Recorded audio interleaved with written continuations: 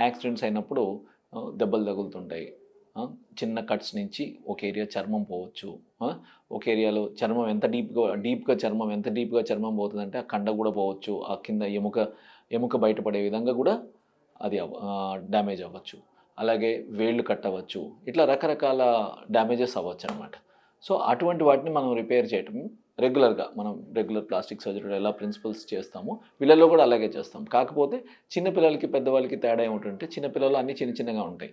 So, suppose వేలు cut అయిపోయిందనుకోండి. వేలు join చేయొచ్చు. కాకపోతే కొంచెం అడ్వాన్స్ మైక్రోస్కోప్ కావాలి. ఆ! కొంచెం ఫైన్ ఇన్‌స్ట్రుమెంట్స్‌తో మైక్రోస్కోప్ ఎక్కువలో పెట్టి చేస్తామనమాట. అది పిల్లల్లో చేస్తాం. అలాగే పిల్లల్లో డిఫెక్ట్స్‌లో ఒక్కొక్కసారి ఫ్రీ ఫ్లాప్స్ అని చేయాల్సొస్తుంది పిల్లల్లో. ఫ్రీ ఫ్లాప్స్ అంటే రక్తనాళాలు ఎక్కడైతే ఒక చోట నుంచి ఒక చర్మము దాని కింద కండతో సహా వాటి రక్తనాళాలతో సహా తీసి కింద ఇంకొక రక్తనాళాల్లో అక్కడున్న డిఫెక్ట్ దగ్గరున్న రక్తనాళాలకు జాయిన్ చేసి ఆ ఏరియా కవర్ చేస్తాం. సో, అటువంటివి గూడా మనం పిల్లల్లో చేయొచ్చు. కాకపోతే ప్రాబ్లమ్ ఏంటంటే పిల్లల్లో అన్నీ చిన్న చిన్నగా ఉంటాయి. బ్లడ్ వెసల్స్ కానీ ఏదైనా సరే చిన్న చిన్నగా ఉంటాయి. సో, మనం ఎక్కువ హై పవర్ మైక్రోస్కోప్‌లో పెట్టి మైక్రోస్కోప్ యూజ్ చేసి మనము ఇలా చిన్న పిల్లల్లో ప్లాస్టిక్ సర్జరీ చేయొచ్చు.